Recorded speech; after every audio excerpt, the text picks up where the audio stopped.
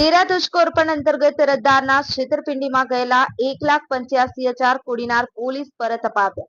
ગીર સોમનાથ જિલ્લા પોલીસ અધિક્ષક મનોહરસિંહ જાડેજા તથા ઇન્ચાર્જ વિભાગીય નાયબ પોલીસ અધિક્ષક ઉના વિભાગ વીઆર ખેંગારનાઓની સૂચના મુજબ લોકો સાથે થતા નાણાકીય ફ્રોડના બનાવમાં ભોગ બનનારને તાત્કાલિક મદદરૂપ થવા સૂચના કરેલ હોય.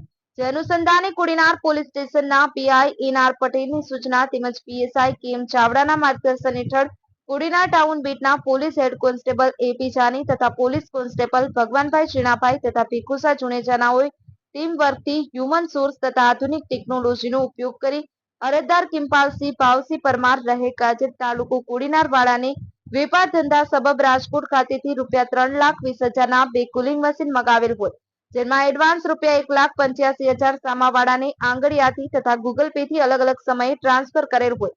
જે સામાવાળાએ અરજદારને મશીન મોકલે નહીં કે અરજદારના રૂપિયા પણ પરત આપતા ન હોય, જે બાબતેની કોડીનાર પોલીસ સ્ટેશનમાં અરજી થયેલ હોય. જે અરજી અનુસંધાને કોડીનાર પોલીસે તપાસમાં જવાની જરૂરી પરવાનગી મેળવી રાજકોટ ખાતે જઈ સામાવાળાને શોધી કાઢતા સામાવાળાએ અરજદારના રૂપિયા 1,85,000 પરત આપી દેતા પરસ્પર સુખદ સમાધાન થયેલ, જેથી અરજદાર સાથે થયેલ છેતરપિંડીના રૂપિયા અરજદારને પરત મળી જતા કોડીનાર પોલીસ સ્ટાફનો અરજદારશ્રીએ આભાર વ્યક્ત કરેલ હતો.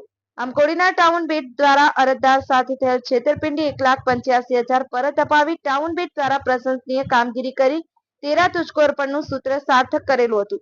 સંવાદદાતા Irfan Lilani, voice of Gir Gadhada news, Ramesh સત્યની સાથે.